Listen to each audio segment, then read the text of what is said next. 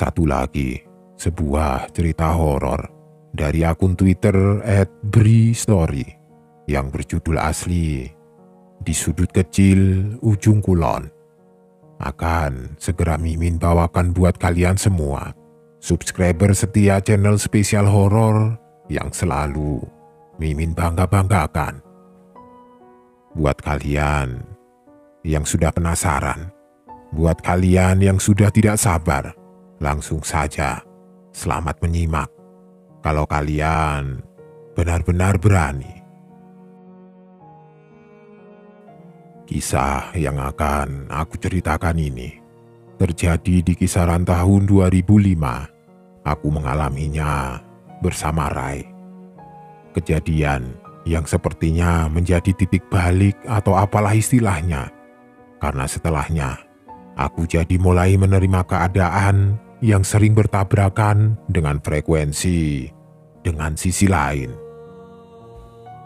Sekitar tahun 2005, kalau tidak salah masa liburan di tahun-tahun awal kuliah, waktu aku berniat untuk mudik ke Cilegon dan akan mampir ke Bogor untuk menjemput Rai yang kebetulan libur kuliah juga sekalian mudik bareng.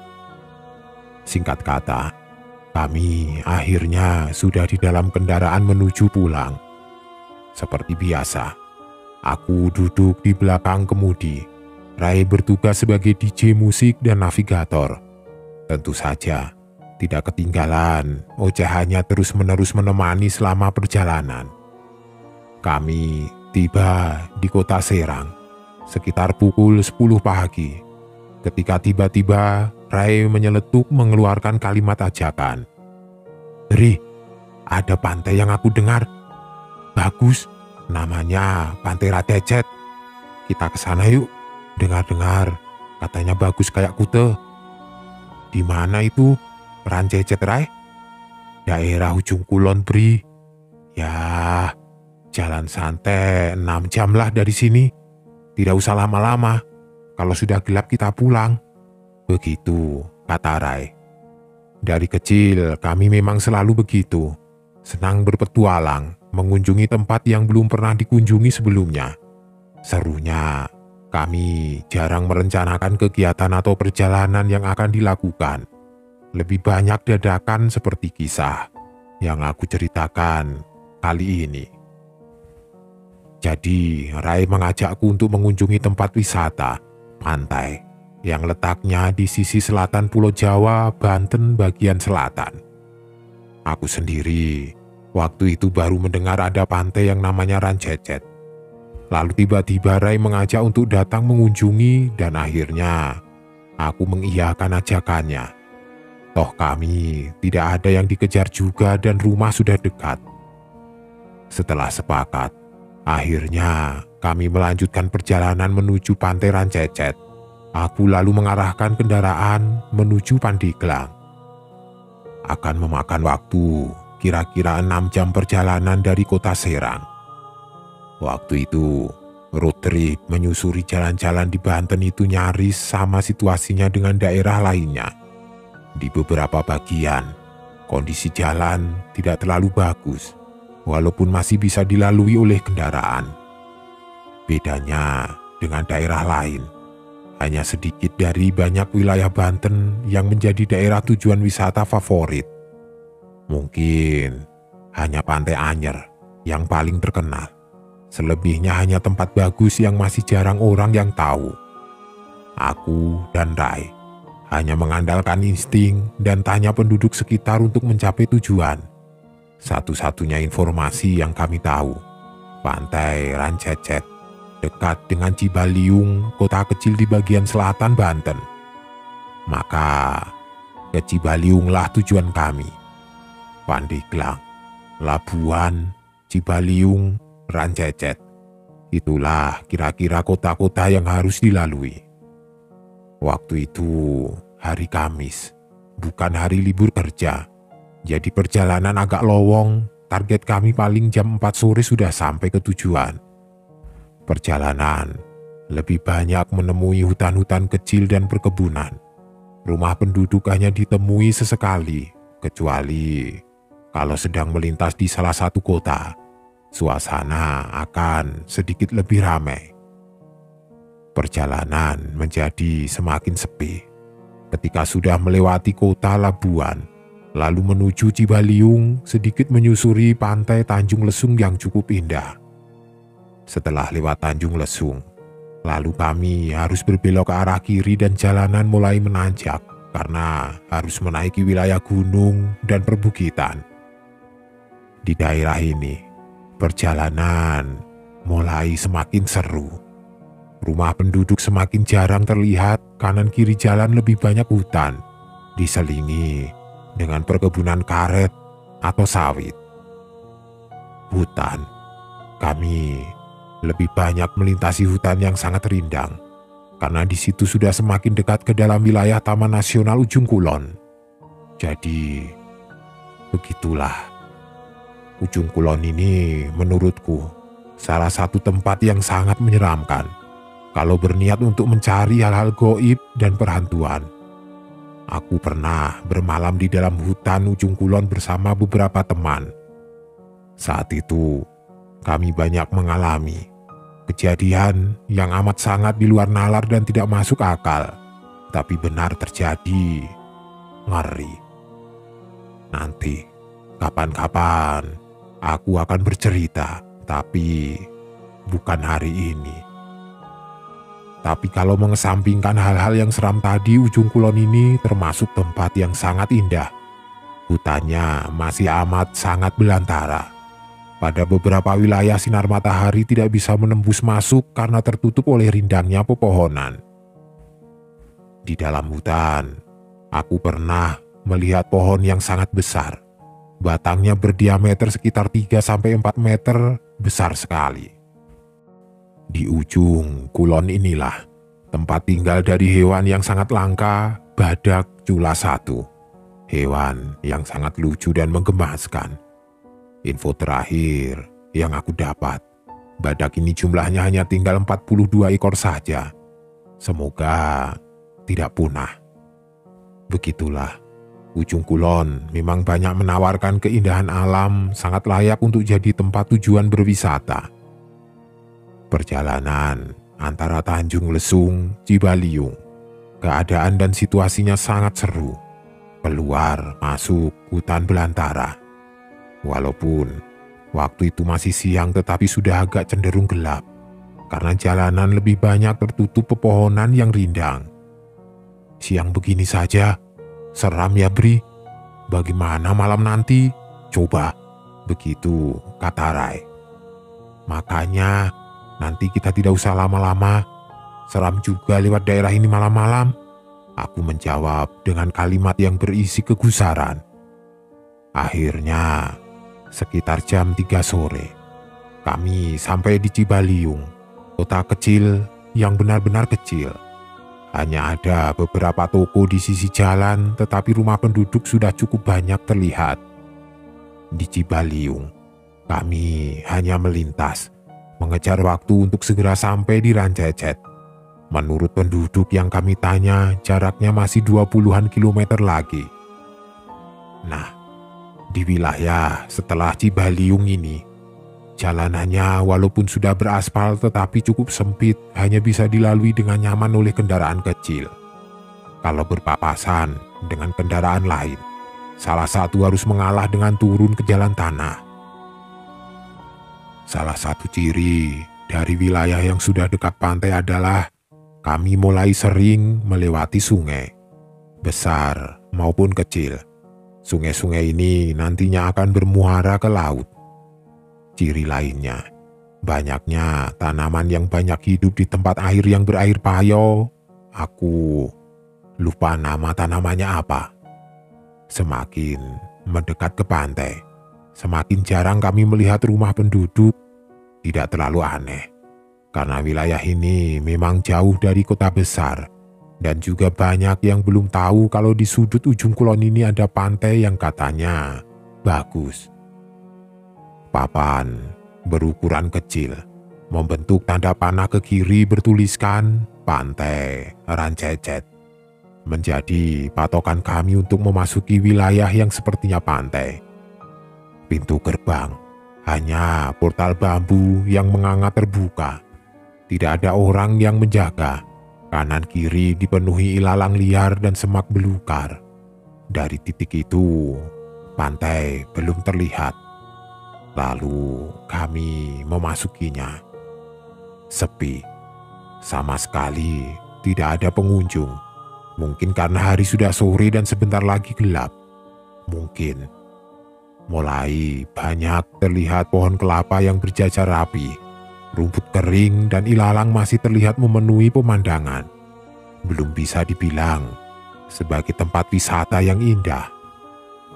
Hingga akhirnya, beberapa menit kemudian rumput ilalang tiba-tiba berganti pasir laut yang terhampar luas.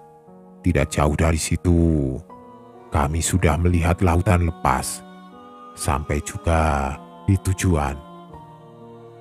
Turun dari kendaraan, kami melepaskan pandangan ke segala penjuru. Kesan pertama, pantai ini memiliki kontur yang landai dan sangat luas.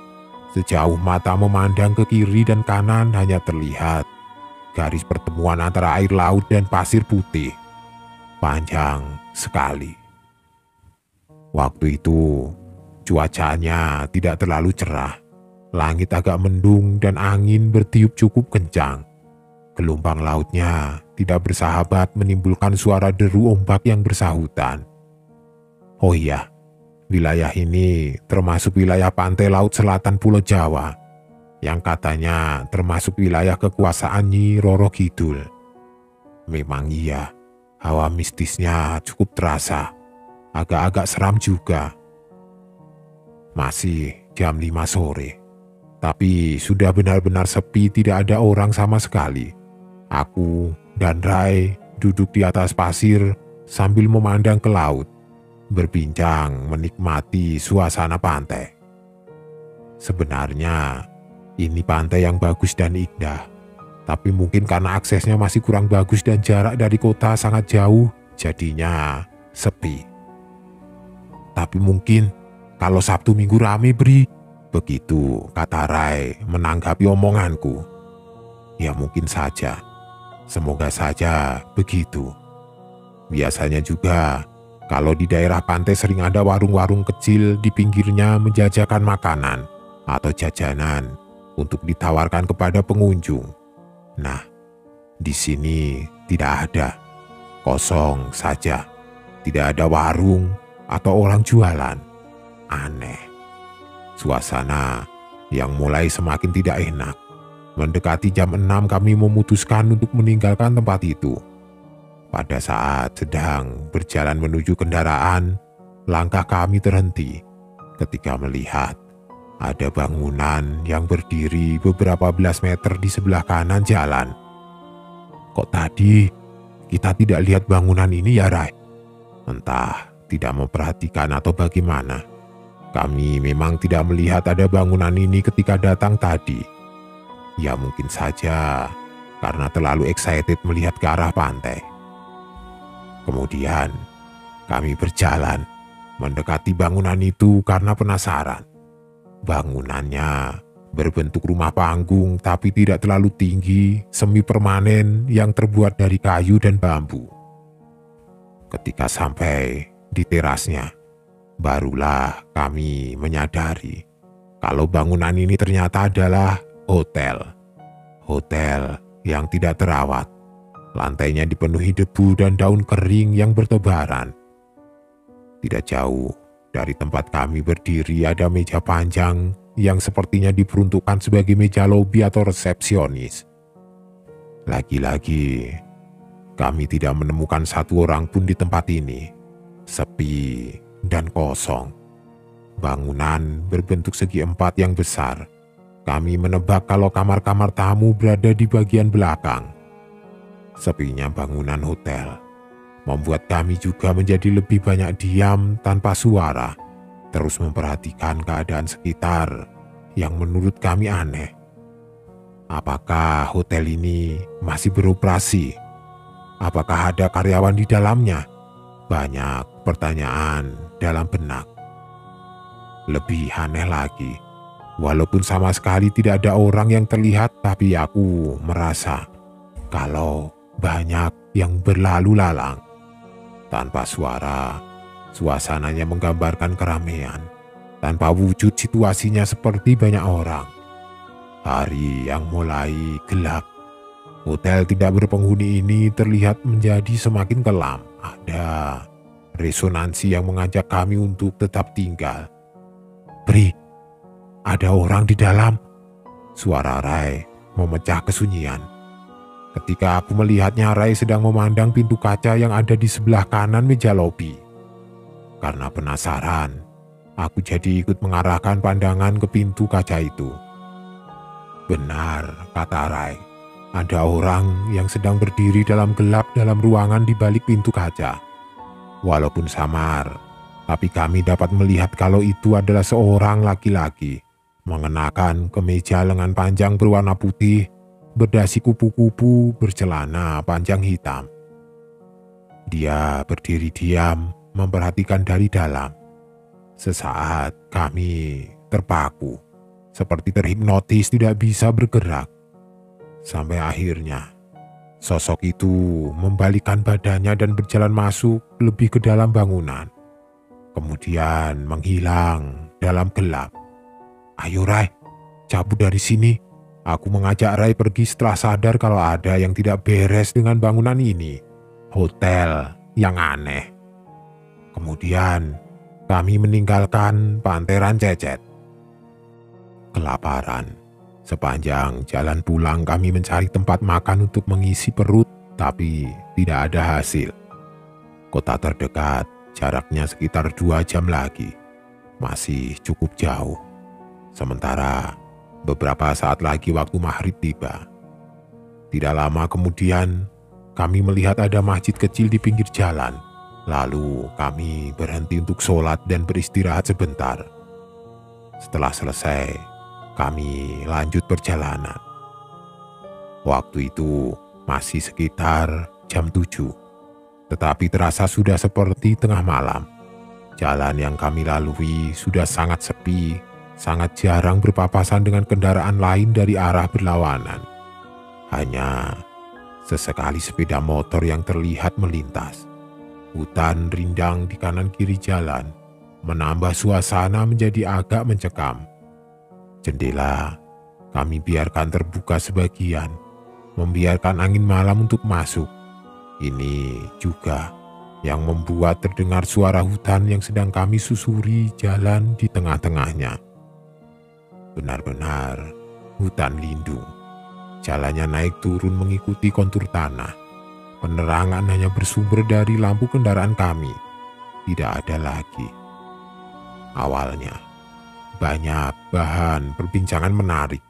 Kami masih ngobrol seru dalam kendaraan, tapi semuanya agak berubah ketika sampai nyaris jam 10 malam kami belum juga menemukan kota atau minimal rumah penduduk.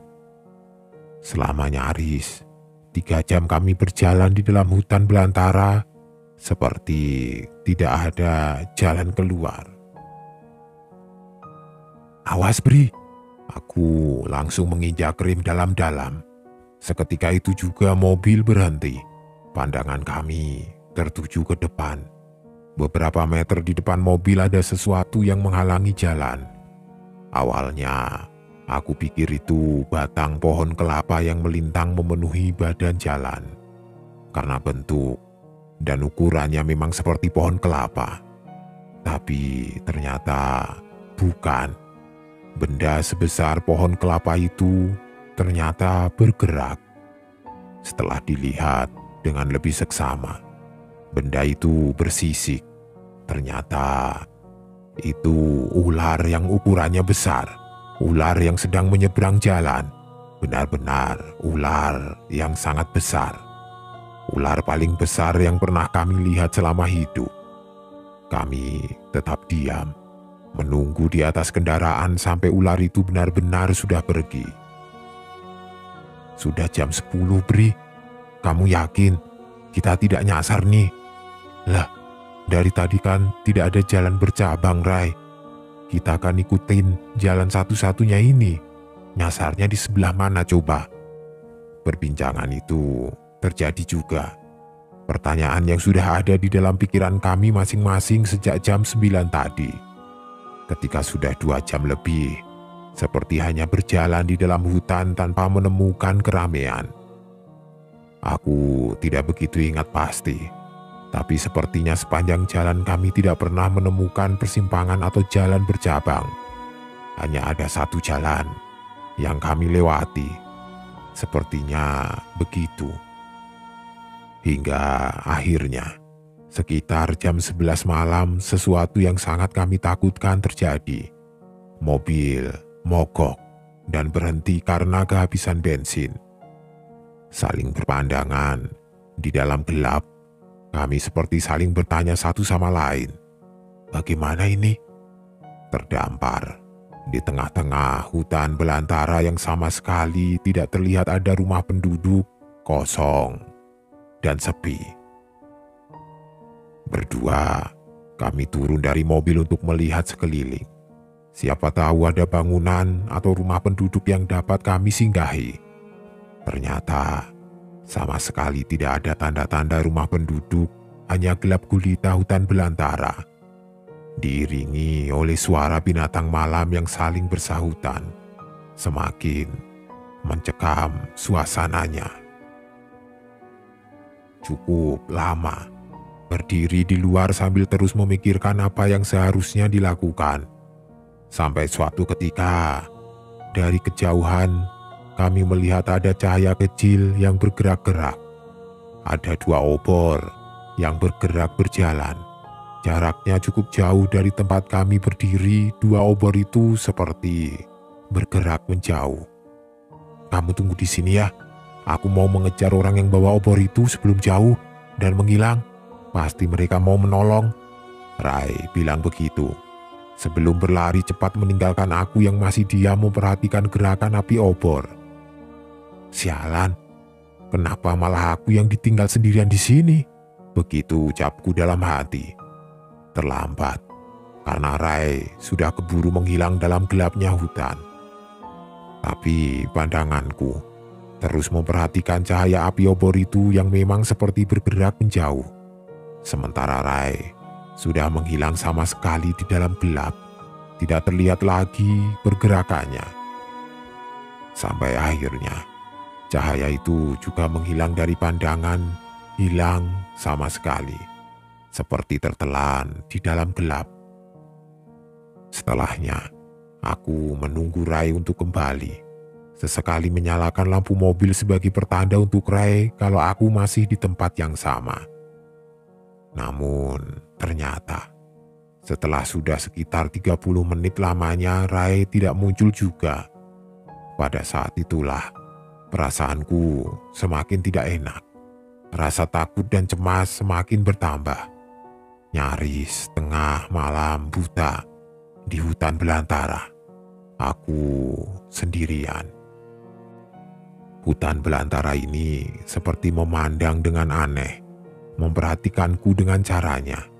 Ada beberapa bagian yang seperti mentertawai. Ada juga yang seperti sedang memperhatikan dengan senyum jahatnya, seperti mengajak berinteraksi. Halusinasi? Mungkin juga, karena aku semakin tercekam ketakutan, selalu berpikir kalau ada sesuatu di belakang. Sampai akhirnya, ketakutan semakin menjadi-jadi. Ketika beberapa belas meter di depan, aku melihat ada sesuatu yang bergerak. Aku melihat ada seperti sepasang mata yang berwarna merah menyala, bergerak, mendekat sendirian, terus bergerak.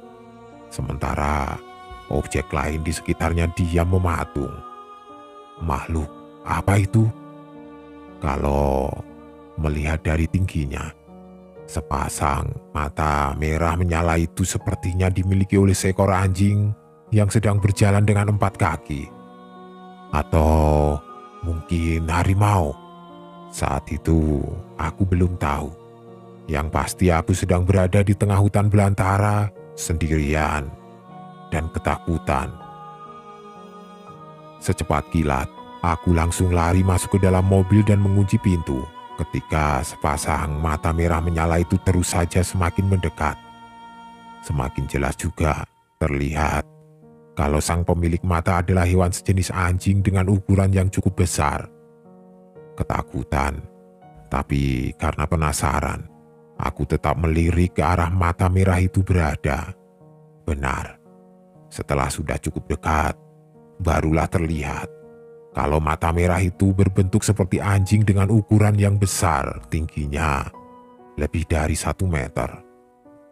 Sangat mengerikan melihatnya ketika binatang itu terus mendekati mobil.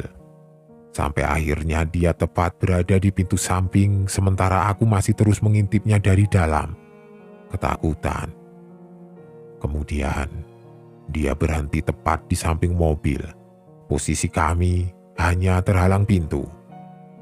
Pada saat itulah, jantung seperti berhenti, tidak bisa bernafas, hanya bisa melongo ketakutan ketika akhirnya aku dapat melihat cukup jelas bentuk dari binatang itu. Seperti anjing, berdiri dengan 4 kaki berbulu panjang berwarna hitam. Tapi keyakinan kalau makhluk itu adalah hewan menjadi berantakan ketika aku akhirnya dapat melihat kepalanya. Ternyata kepalanya memiliki wajah seperti manusia. Aku dapat melihat dengan jelas karena akhirnya kami saling bertatapan hanya terhalang kaca mobil. Wajahnya tidak hitam seperti tubuhnya, tetapi berwarna layaknya wajah manusia yang pucat seperti sudah menjadi mayat. Ditambah, makhluk ini memiliki mata yang merah menyala. Aku sama sekali tidak bisa bernafas. Ketakutan, keringat dingin mengucur deras. Semakin menuju pingsan ketika secara perlahan dia mulai berdiri. Ternyata aku salah. Makhluk itu sebelumnya bukan berjalan dengan 4 kaki tapi merangkak dengan 2 tangan yang berada di depan. Sosok itu akhirnya berdiri di samping mobil. Bentuk tubuhnya tinggi besar, berdiri memperhatikanku yang ketakutan di dalam mobil. Sosok yang sangat mengerikan. Lalu perlahan, tangan kanannya mendekat ke kaca mobil, dia mengetuk kaca dengan kukunya. Aku semakin ketakutan, diambang pingsan, hingga akhirnya dia seperti mencoba membuka pintu yang dalam keadaan terkunci. Terus berusaha memaksa untuk membuka pintu. Setelah itu, aku tidak ingat apa-apa lagi. Sepertinya pingsan. Beri, bangun Beri. Suara Rai membangunkanku yang masih berada di dalam mobil. Dia berdiri di luar dengan seorang bapak yang aku tidak mengenalnya. Ternyata hari sudah pagi, sudah tidak gelap lagi. Melirik jam tangan, sudah jam 7 pagi. Alhamdulillah, tidak terjadi apa-apa antara aku dan Rai. Kami baik-baik saja. Lalu, Rai kemana saja semalaman itu? Apa yang dia alami? Kok malah kembali laginya pagi hari? Di cerita selanjutnya, semua akan aku ceritakan.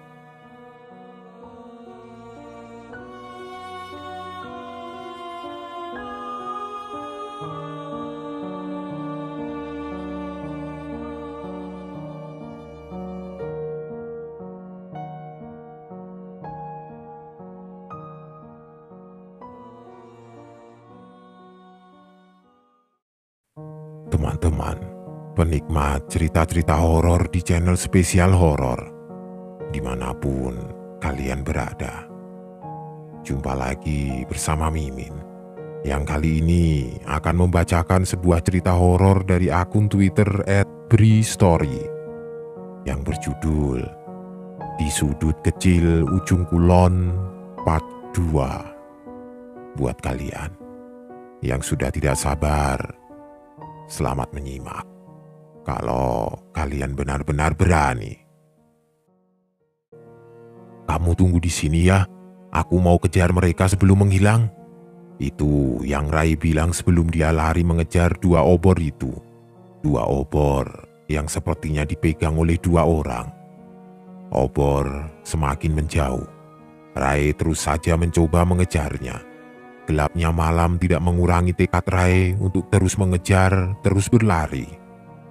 Sementara itu, aku sudah jauh berada di belakangnya. Rai sudah tidak melihatku lagi, tertutup oleh pekatnya gelap hutan raya.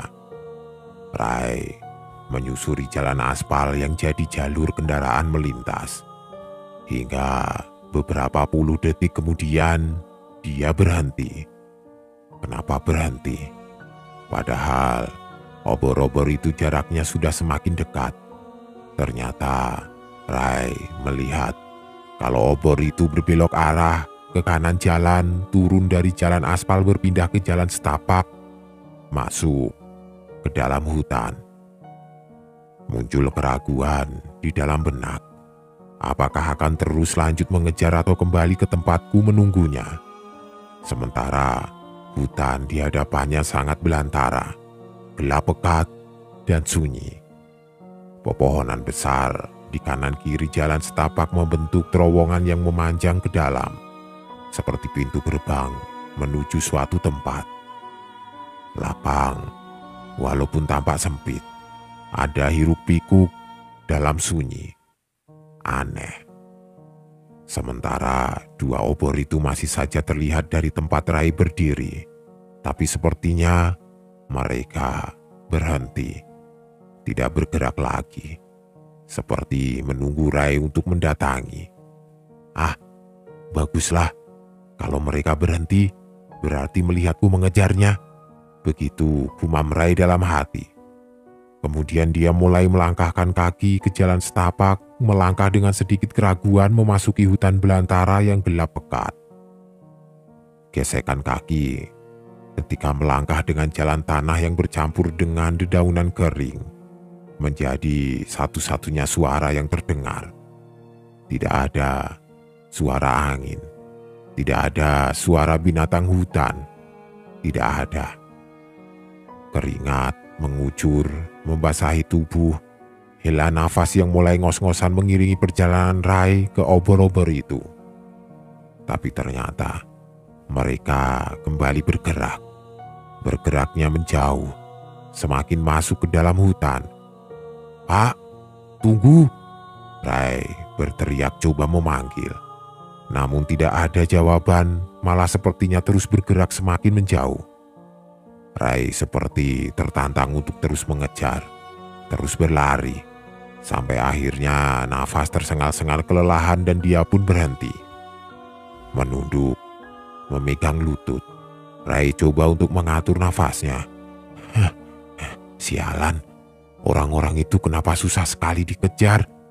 Tapi sekali lagi, obor-obor itu berhenti bergerak ketika Rai berhenti. Aneh, ada sesuatu yang tidak beres. Rai mulai menyadari ini, lalu terduduk di bawah pohon yang besar. Lemas tubuhnya membuat dia bersandar tidak berdaya. Pikirannya berkecamuk, bingung, bercampur khawatir. Ketika dia menyadari akan sesuatu, ternyata ketika melihat ke belakang, Rai tidak melihat lagi jalan setapak yang baru saja dia lalui. Hanya ada pepohonan hutan belantara. Tidak ada lagi jalan setapak. Apalagi jalan aspal tempatku menunggunya tidak kelihatan lagi. Lemas karena sadar kalau sudah tersesat. Tidak tahu sedang berada di mana. Tidak tahu harus berjalan kemana untuk kembali. Sementara dua obor itu tetap terlihat diam di kejauhan seperti menunggu. Setelah sedikit terkumpul tenaga, Rai berdiri dari duduknya lalu kembali berjalan mengejar obor-obor itu. "Pak, tunggu!" Setengah berteriak, Rai mencoba memanggil. Namun kali ini ada yang berbeda. Mereka tetap diam di tempat ketika Rai berjalan semakin mendekat. Melihat itu semua, Rai mulai sedikit lega. Ya, dua obor itu tetap diam di tempatnya. Sampai akhirnya, jarak Rai dengan mereka sudah cukup dekat untuk melihat jelas penampakan sang pemegang obor. Ternyata benar dugaan Rai dari awal. Yang memegang obor adalah dua orang laki-laki. Yang satu berpakaian hitam-hitam dengan celana yang longgar seperti baju silat, menggunakan topi di kepalanya yang lebih mirip ikatan berbahan hitam. Sedangkan yang satu lagi menggunakan baju bergaris vertikal coklat hitam, bercelana pendek longgar, rambut agak gondrong tidak beraturan, dan berkumis tebal. Keduanya bertubuh tinggi besar, tidak menggunakan alas kaki. "Maaf Pak, saya dari tadi mengejar Bapak berdua mau minta tolong." Kalimat pembuka keluar dari mulut Rai dengan nafas yang masih tersengal-sengal. Awalnya mereka hanya terdiam dengan raut wajah yang agak menyeramkan, sampai akhirnya mereka tersenyum. "Maaf, kami tidak melihat. Memang Mas dari mana, mau kemana?" Lelaki yang menggunakan hitam-hitam akhirnya memberikan jawaban dengan pertanyaan. "Saya dari jalan besar di depan tadi Pak. Bapak lewat sana kan tadi?" "Tidak ada jalan besar di hutan ini Mas. Semuanya jalan kecil setapak ini." Begitu kata bapak itu lagi. Tidak ambil pusing, Rai tetap meminta bantuan untuk menunjukkan jalan kembali ke jalan besar tadi. "Tolong Pak, tolong saya tersesat, tidak tahu jalan kembali." Dengan sedikit memelas, Rai memohon kebaikan bapak berdua itu. "Mas lebih baik ikut saja dulu. Nanti kalau urusan kami sudah selesai baru kami akan antar kemana Mas mau. Ayo, ikut saja." Begitu kata bapak itu lagi. Sementara bapak yang berkumis tetap diam sejak awal tadi. Tidak ada pilihan lain. Rai terpaksa harus mengikuti mereka. Berbalik badan, lalu mereka mulai berjalan menembus gelapnya hutan. Sementara Rai mengikuti dari belakang. Jalan setapak tetap menjadi landas pinjakan kaki untuk berjalan, dengan pemandangan gelap total di sekeliling. Beberapa kali, Rai menoleh ke belakang, bermaksud untuk melihat keadaan, tapi pandangannya tidak cukup menembus pekatnya gelap. Hanya hitam yang tertangkap. Cahaya obor sedikit pun tidak mampu membantu. Ada satu lagi keanehan. Setelah diperhatikan benar-benar, ternyata dari 3 orang yang sedang berjalan hanya Rai yang terdengar suara langkah kakinya. Sementara yang lain tidak ada suaranya. Mungkin karena mereka tidak menggunakan alas kaki, begitu pikir Rai dalam hati. Seperti tanpa lelah, Rai melihat mereka terus berjalan konstan, tidak melambat, tidak pula bertambah cepat.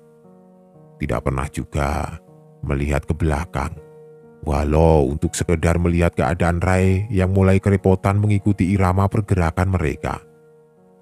Tidak ada perbincangan. Keduanya terus menatap ke depan tanpa pernah menolehkan wajah ke kiri ataupun ke kanan. Hutan belantara ini juga dia membisu, tidak mengeluarkan suara layaknya alam luar. Sepinya banyak menimbulkan pertanyaan. Heningnya mulai menggurat garis ketakutan dalam lubuk hati Rai yang paling dalam. "Pak, bisa berhenti sebentar? Saya butuh istirahat." Entah sudah berapa jam mereka berjalan ketika Rai memberanikan diri untuk membuka suara. Namun mereka tetap diam, terus saja melangkah, seperti tidak mempedulikan Rai yang baru saja mengajak berhenti. Mau kemana sih mereka ini? Di tengah ketakutan yang mulai semakin membuncah, Rai bergelut dengan banyak pertanyaan di kepalanya, tapi sejauh ini belum ada jawaban. Sampai akhirnya mereka sampai pada daerah yang jalannya menanjak, tanjakan yang cukup tinggi. Hal ini membuat nafas Rai semakin tersengal, langkahnya semakin tertinggal. "Pak, Tunggu, Pak. Sekali lagi, Rai memanggil. Tapi tetap saja tidak ada jawaban. Mereka terus berjalan dengan langkah yang konstan. Padahal jalanan benar-benar menanjak dan agak terjal. Tanah bercampur bebatuan menjadi pijakan langkah. Sampai suatu ketika, mereka akhirnya berhenti sekitar beberapa puluh meter di depan Rai, berhenti di satu daerah yang tinggi, seperti puncak dari jalan panjang menanjak yang baru saja dilewati. Mereka tetap menghadap ke depan, tidak sedikit pun menoleh ke tempat Rai yang masih cukup jauh tertinggal.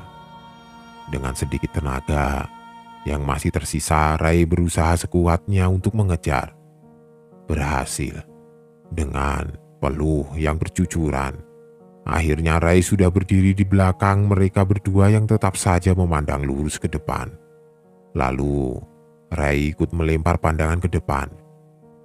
Dari tempat yang cukup tinggi itu, kelihatan ada pemandangan menarik.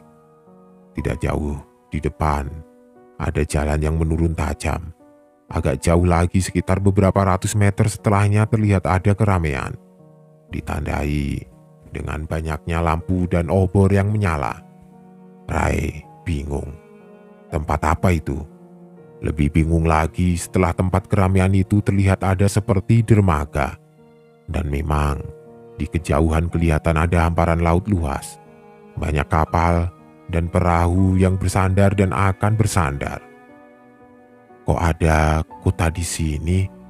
Itu kota apa, Pak? Sekali lagi, Rai melontarkan pertanyaan dan lagi-lagi mereka tidak juga memberi jawaban. Malah tiba-tiba mulai melangkahkan kaki menuju jalan turun ke keramaian itu. Tidak ada pilihan lain. Rai tetap mengikuti langkah kaki mereka. Situasi yang sama Rai temui ketika mulai berjalan lagi. Kegelapan hutan dan keheningan sepi yang kelam. Pikiran Rai semakin mengerucut. Semakin yakin ada yang aneh dengan kedua orang ini. Tapi Rai tidak bisa berbuat apa-apa selain terus saja mengikuti. Rasa penasaran sepertinya akan terjawab beberapa puluh meter lagi, ketika melihat ada dua pohon besar yang berdiri sejajar membentuk laksana pintu gerbang. Rai berpikir sepertinya mereka akan melewati tengah-tengah dua pohon besar itu. Ternyata benar, mereka berjalan melintasi jalan di tengah dua pohon besar.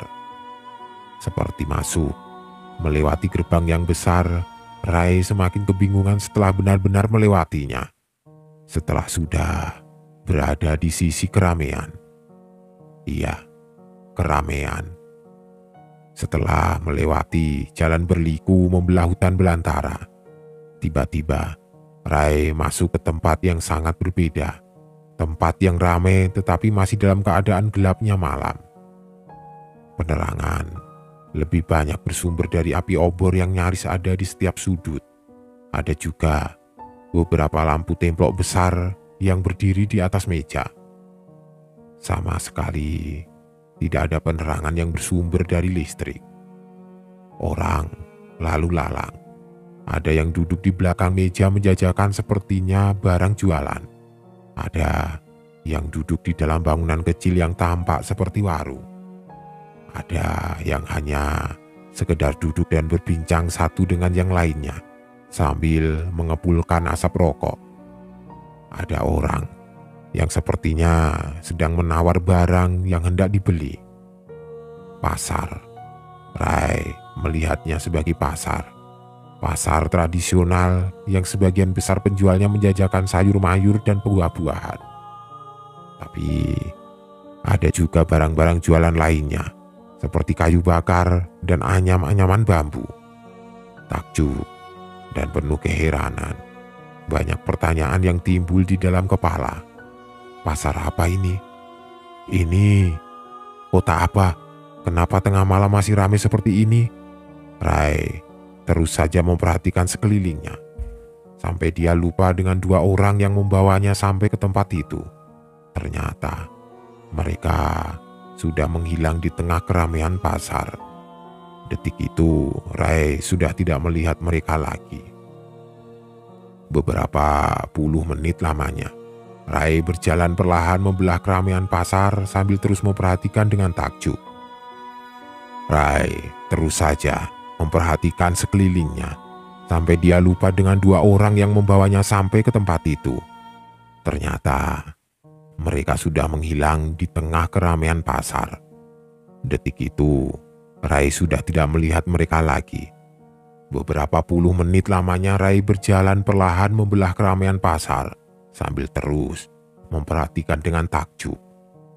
Dia semakin bingung ketika menyadari kalau orang-orang yang ada di pasar itu semuanya mengenakan pakaian yang sepertinya pakaian zaman dulu. Sebagian besar laki-lakinya mengenakan celana hitam longgar sebatas betis, ada yang berbaju hitam, dan banyak juga yang hanya bercelana pendek tanpa baju alias bertelanjang dada. Sedangkan perempuannya mengenakan kemben dan kain panjang bersanggul juga. Rai semakin bingung ketika melihat ada beberapa orang bule yang ikut warawiri, yang laki-laki berpakaian putih-putih dengan topi bulatnya. Sedangkan yang perempuan mengenakan baju panjang putih dengan bawahan yang mengembang besar. Ini pasar apa sih? Kebingungan semakin memuncak. Lalu tiba-tiba perhatian Rai berpindah ke keramaian berikutnya, dermaga kapal. Iya, Rai melihat seperti ada pelabuhan kecil yang menjadi tempat bersandar kapal-kapal kayu dengan berbagai macam ukuran. Kemudian dia berjalan mendekat ke pelabuhan menuju dermaganya. Benar, banyak kesibukan bongkar muat kapal di tempat itu. Banyak orang yang mengangkut, menaikkan atau menurunkan barang dari dan ke kapal.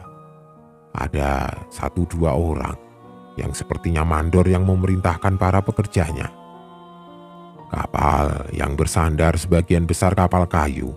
Lagi-lagi desainnya adalah desain kapal zaman dahulu kala, lengkap dengan tiang-tiang layar penangkap angin sebagai alat penggerak.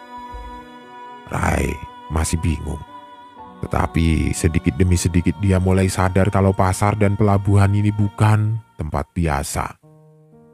Rai mulai merasakan ketakutan, mulai membaca doa di dalam hati meminta keselamatan darinya. Ketika dia akhirnya menyadari sesuatu.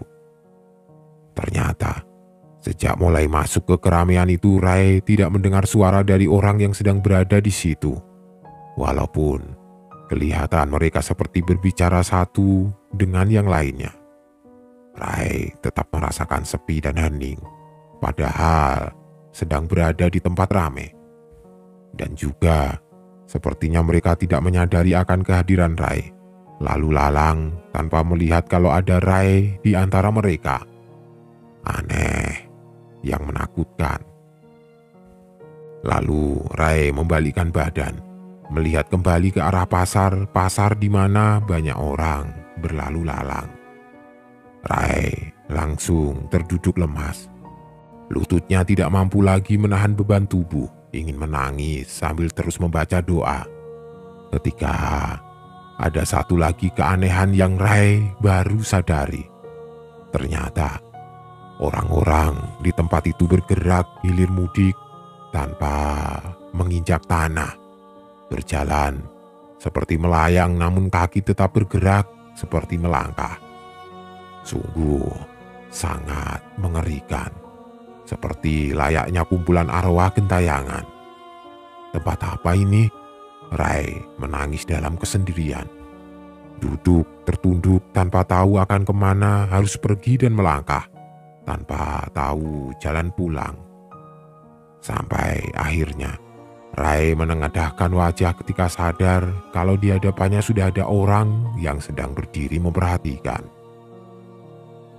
Seorang lelaki bule bercelana panjang putih berkemeja safari putih lengkap dengan topi bundar di kepalanya. Wajahnya putih, pucat, berkumis tebal. Matanya tajam menatap Rai yang semakin ketakutan. Sambil tersenyum, lelaki itu mengucap sesuatu. "Selamat datang, kamu akan betah di sini. Rai tidak tahu lagi harus berbuat apa, kecuali terus mengucap doa di dalam hati. Sampai akhirnya dia merasakan kalau kepalanya pusing seperti berputar sangat cepat, berujung pada perut yang terasa mual, seperti ingin muntah. Tidak tahan lagi, Rai memejamkan mata berharap semua yang dirasakan akan menghilang. Tetapi itulah saat terakhir Rai dapat mengingat semuanya. Setelah itu, dia tidak sadarkan diri. Rai merasakan kalau tubuhnya seperti bergoyang-goyang ketika sudah mulai sadar. Membuka mata, ternyata dirinya tengah terbaring lemas yang pada detik itu belum tahu sedang berada di mana. Tapi dia melihat ada 2 orang yang berada di dekatnya.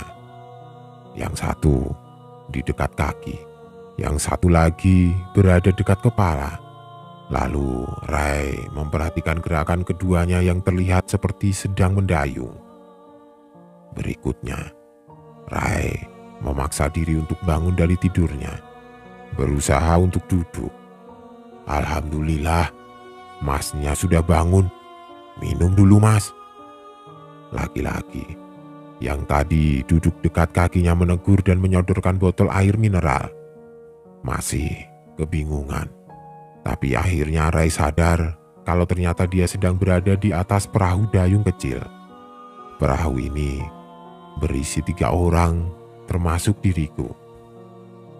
Perahu berjalan tidak jauh dari pantai, hanya sekitar 100 meter dari garasinya. Melirik ke jam tangan, ternyata sudah nyaris jam 5 pagi. Saya di mana, Pak? Kok bisa ada di perahu bareng Bapak? Akhirnya Rai membuka pertanyaan. Lalu mereka mulai menjelaskan. Jadi beberapa jam sebelumnya, ketika kedua bapak berperahu ini baru saja pulang dari melaut, mereka melihat Rai tengah duduk sendirian di pantai. Dalam gelapnya malam itu, di depan Rai tertancap sebatang obor yang menyala, makanya mereka dapat melihat Rai dari kejauhan. Lalu mereka menepi bermaksud untuk menolong yang ternyata Rai sedang tidak sadarkan diri.